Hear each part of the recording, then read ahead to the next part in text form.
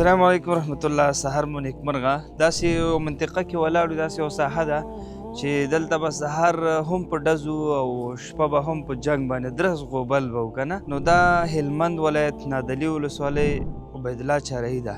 خصوصا هغه خلک چې دلته بلد وي یا د دې ساحې څخه نو هغوی ته د دې ساحې حالات معلومېدل. اوس لله الحمد د آبادۍ کارونه پکې شروع دي، جنګ نشته. سهار کې ډېر ښایسته چې راپاڅېدو، موږ دلته شپه وکړه، ډېر خوند یې وکړ. داسې ښایسته هوا وه، ښایسته فضا، زراعتي ځمکې ماشاءالله ښه پراخه دي. نو دلته راغلو، دا ځای مو وکته، آبادي شروع ده. ولې د دې تر څنګ بیا دلته یو بل شی هم و.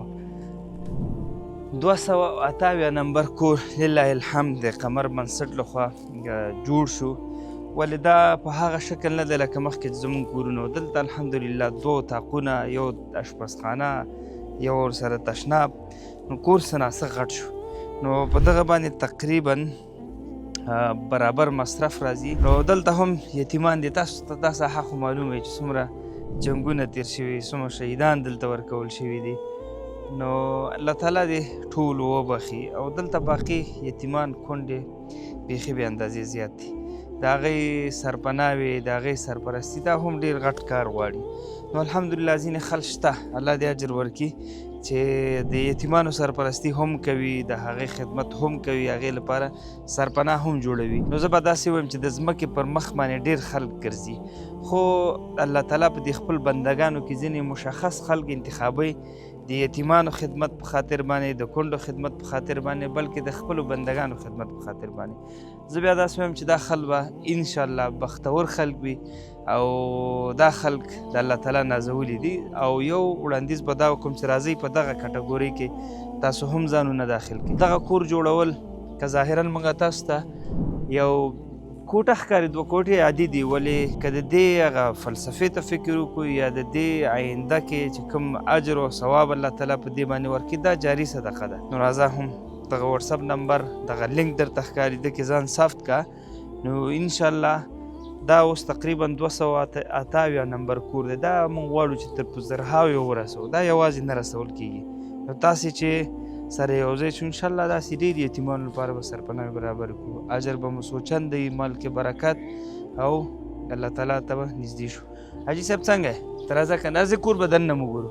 څه حال دی؟ ښه یې؟ تاسو کور دلته نږدې دی؟ بله.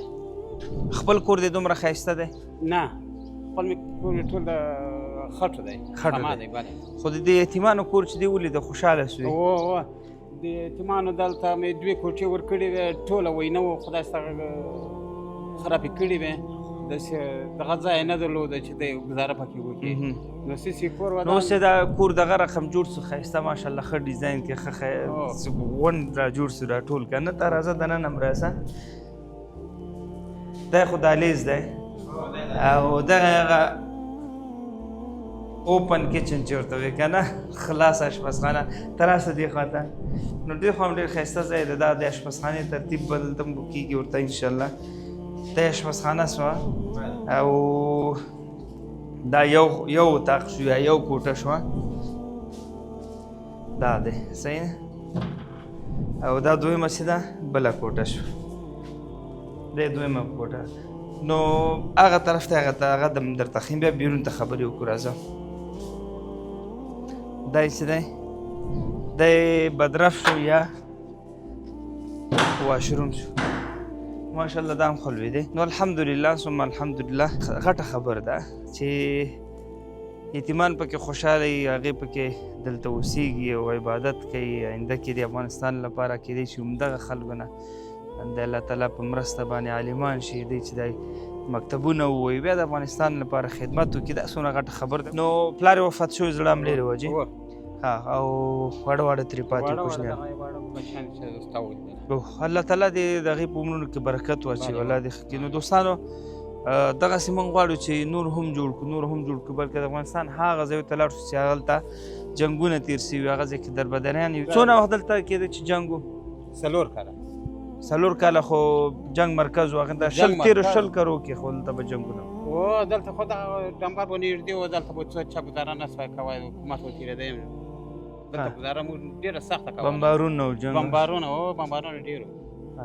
شهیدان اوس څوک راتلی نه، په ځمکو کې دغه نه واښه زوزان ولاړ راتلی نه د هر څه چې هغه و ځنګل الله تعالی دې ډېر خوشحاله یم چې اوس خپل مینو ته راغلي خپل مینو ته راغلو الله دې باقي داسې وخت نه راولي صحیح ده آمین. او ډېره مننه تاسو نه هم خیر. چې دغه ماشومان سره کومک کوي همکاري خیر. کوي خیر. نو الله مو خوشحاله لره دوستانو زو له خیره نور افتتاحګانې هم دي نور کورونه مو هم جوړ کړي الحمدلله یوازې په هلمند کې 10 دانې دغسې دې ته ورته کورونه دي دا په په مارجه کې دي بل کومه ولسوالۍ مارجه ناوا د نادلیس و خیره ټولو کې به ګرځو انشاءالله ټول به درته ښیو نو راځئ موږ سره په دې سپیشلي ټیم کې یو ځای شي تر څو پورې انشاءالله دنیا به هم ښي آخرت به هم ښي الله مو خوشحال لره السلام علیکم